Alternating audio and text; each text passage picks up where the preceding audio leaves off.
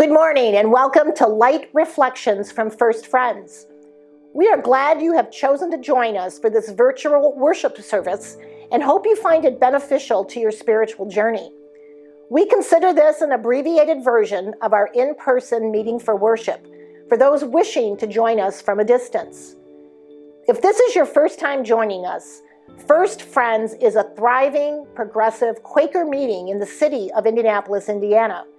We consider ourselves a loving, inclusive, joyous gathering of people seeking to know truth under the leadership of God's Spirit. All are welcome, no matter race, age, cultural background, sexual orientation and identity, marital status, physical and mental ability, family structure, or economic circumstance. Our hope is that through this worship experience, you will discover our faith community is unlike any other, where silent meditation is as important as the spoken word, where we emphasize the importance of one's personal encounter with the divine, and where we seek to support one another as we discover truth together. Now we invite you to center down and enter this virtual worship space with us.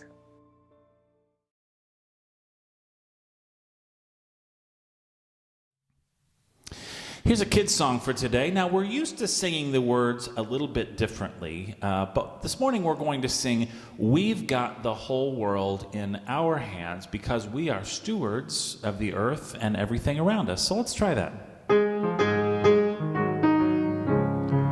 We've got the whole world in our hands. We've got the whole world in our hands. We got the whole world in our hands. We got the whole world in our hands. How about this? We've got the trees and the forests in our hands. We got the trees and the forests in our hands. We got the trees and the forests in our hands. We got the whole world in our hands. We got the skies and the clouds in our hands. We got the skies and the clouds in our hands. We got the skies and the clouds in our hands. We got the whole world in our hands. We got the rivers and the seas in our hands. We got the rivers and the seas in our hands. We got the rivers and the seas in our hands. We got the whole world in our hands. Even the garbage, yeah. We've got the garbage and the trash in our hands. We got the garbage and the trash in our hands. We got the garbage and the trash in our hands. We got the whole world in his hands. Whole world. We got the whole world in our hands. We got the whole world in our hands. We got the whole world in our hands. We got the whole world in our hands.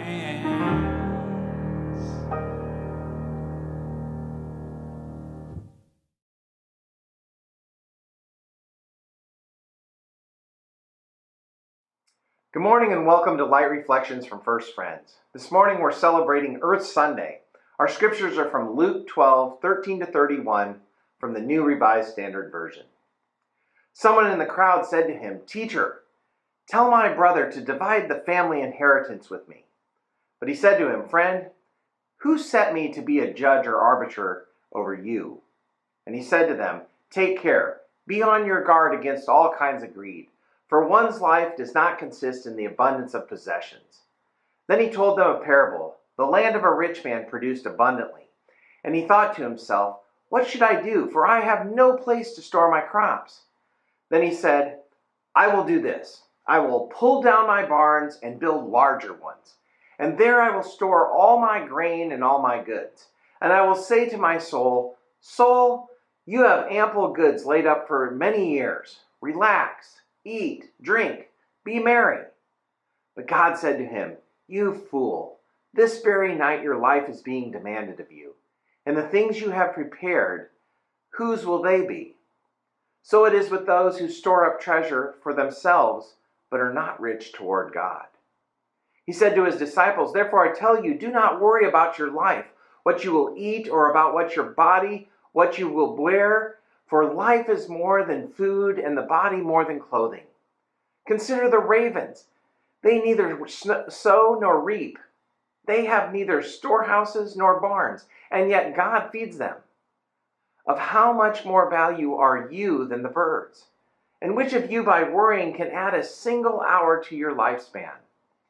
If then you are not able to do so small a thing as that, why do you worry about the rest? Consider the lilies, how they grow. They neither toil nor spin. Yet I tell you, even Solomon in all his glory was not clothed like one of these. But if God so clothes the grass of the field, which is alive today and tomorrow is thrown into the oven, how much more will he clothe you, you of little faith?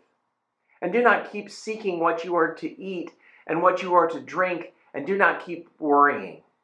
For it is in the nations of the world that seeks all these things, and your Father knows that you need them. Instead, seek his kingdom, and these things will be given to you as well. This morning we're celebrating Earth Sunday, a day when we give thanks for the beauty and abundance of the earth, and when we reflect on our call to care for the earth. Or as one of our Quaker advices on environmental sustainability reads, friends have connected with the earth and all it holds as part of our spiritual development.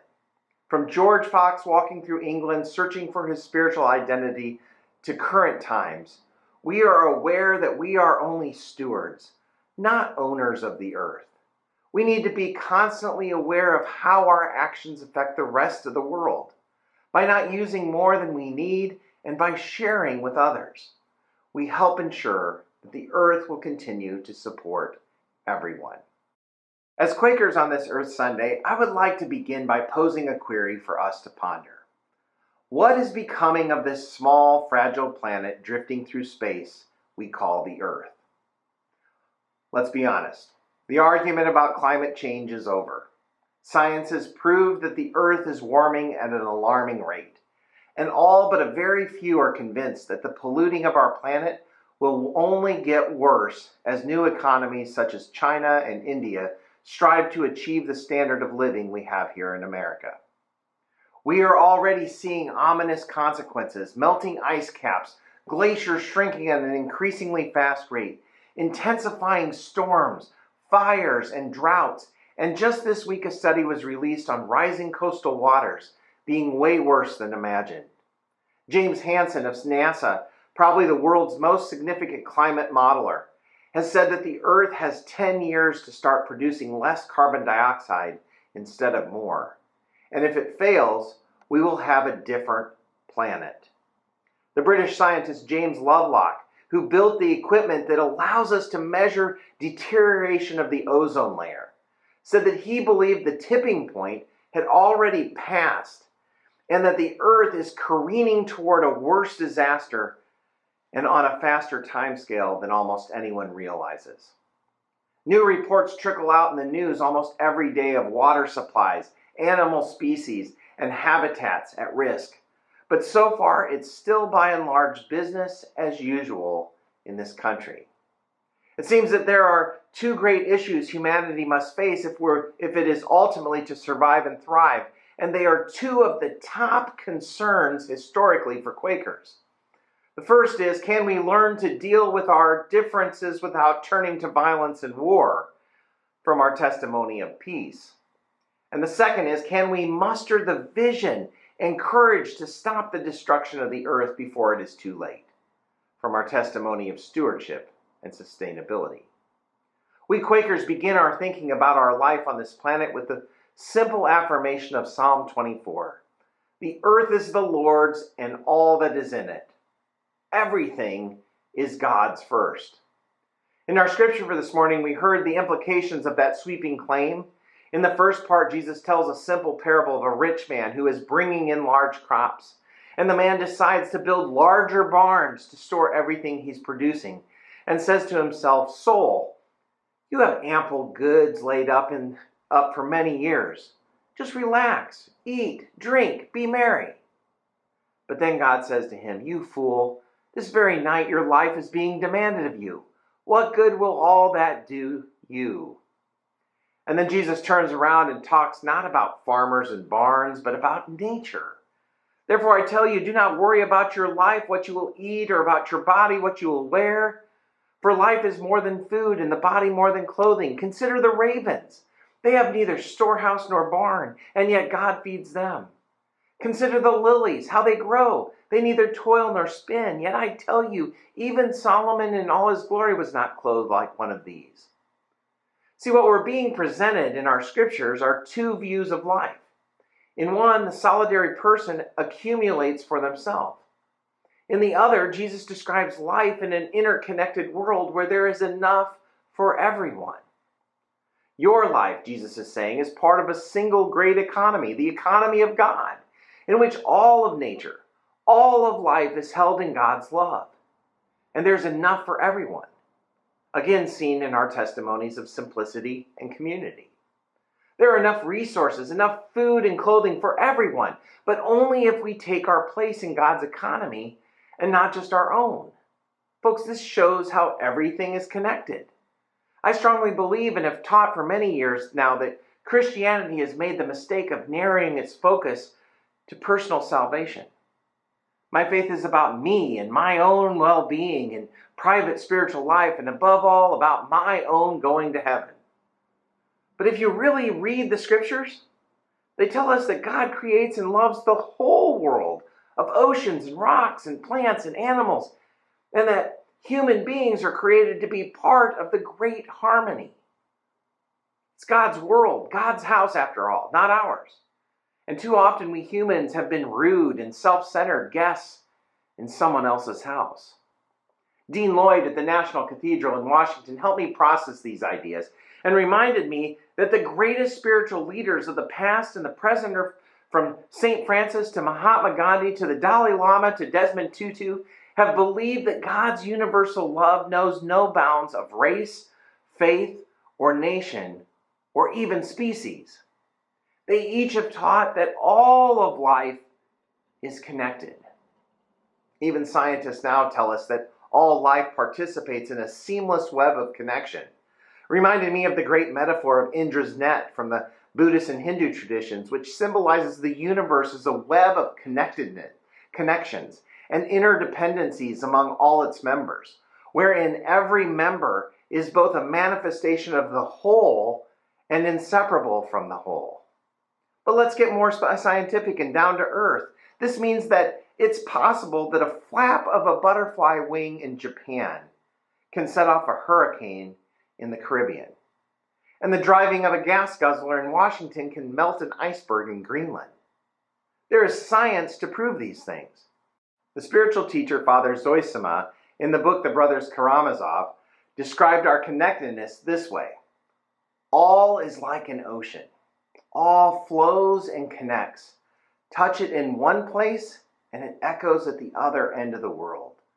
Love all of God's creation, both the whole of it and every grain of sand. Love every leaf, every ray of God's light. Love animals, love plants, love each thing. If you love each thing, you will perceive the mystery of God in things. That vision is what moved St. Francis to write one of my favorite poems celebrating brother, sun, and sister moon. Everything is made of the same stardust, the elements and molecules unleashed by the first Big Bang. So that makes us cousins to a granite rock, a polar bear struggling to stay alive in the Arctic, or a grand sequoia along the coast of California. Just let that sink in. By contrast, many of us have been taught in churches and schools a radical individualism in our religion, politics, economics, and business.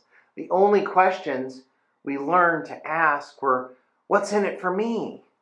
What can maximize my prosperity? What will make me happy? What politicians will improve my own life and pocketbook? Thus, we have become consumers above all. Of course, as Quakers who love and are called to be stewards of this earth, we have to ask, what then shall we do? How can humanity pull back from the brink we are racing toward? Of course, ultimately the answer will have to be technological, finding new sustainable ways to generate the energy a growing, increasing, demanding world will need. But folks, we all have work to do. I know that it can be daunting to imagine how the likes of you and me can make any difference at all. Maybe we should begin with the wise advice of Nellie McClung, an early 20th century Canadian environmentalist. Let us do our little bit with cheerfulness and not take the responsibility that belongs to God. None of us can turn the earth around. All we can ever hope to do is to hit it a few whacks in the right direction. I like that concept. A few whacks in the right direction. What might that look like? Let me suggest a couple possible whacks each of us might deliver. First, we can begin to see ourselves as part of God's world. We can see our health and our destiny in relationship to all that exists. Clean water and air must be seen as spiritual issues. God so loved the world, Jesus said, we must learn to do the same. We need fellow friends and even our meeting to help challenge us to see through the phony consumerism and individualism that leaves us more anxious and lonely. And we need to stay connected to nature through walks and bike rides, through watching the birds carry out their daily dance, through strolling around our neighborhoods, in local parks and hiking on trails, or just taking time in our meditational woods. Second, you and I need to evaluate the lives we are living. The cars we drive, the trips we take, the size of our homes, the light bulbs we burn, the ways we get to and from work, the amount of meat we consume. Some Quaker meetings are beginning to have 2 pledge campaigns during the year. One where people pledge their financial resources for the church's ministries, and the second is a pledge of what they intend to do in the coming year to be less a burden on the earth. I like the idea because it makes us stay conscious of what we are doing. And finally, with the guidance of our national organization, Friends Council on National Legislation, and our local organization, Indiana Friends Council on Legislation, we can support candidates and leaders who are committed to addressing this crisis in our nation and right here in Indiana. If you want to know more, talk to Phil Goodchild or Mary Blackburn. And if you don't know them, come see me and I will introduce you to them. So to close, I cannot reiterate enough that the stakes couldn't be higher for the human race. In fact, for the entire planet. Either we will learn new ways beyond a self-centered individualism, or millions will suffer and our children and their children will inherit a critically ill world. The main query for us on this Earth Sunday is, will we deliver a few whacks in the right direction for God's sake, for the sake of human lives already at risk, for our children's sake, and for the sake of the earth itself and our fellow creatures? Well, may that query weigh on our hearts during waiting worship this morning, and may we ponder opportunities for possibility, healing, and change.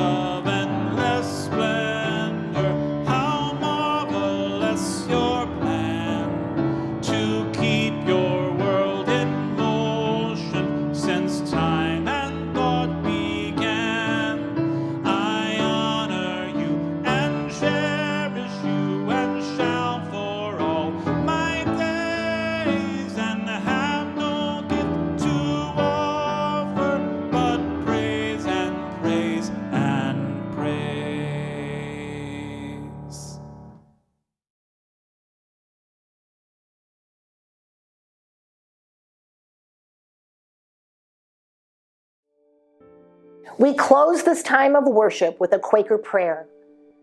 God, open our eyes and unstop our ears, that we may see your light and may hear your heartbeat, reflecting and resounding within our chests, in those of all our neighbors, near and far, in all creatures and plants, and in the ground we walk upon. When we finally are able to yield to the leading of your rhythm and flow, may we come to walk cheerfully over the world, answering that of you in all. Amen. Have a great week, friends.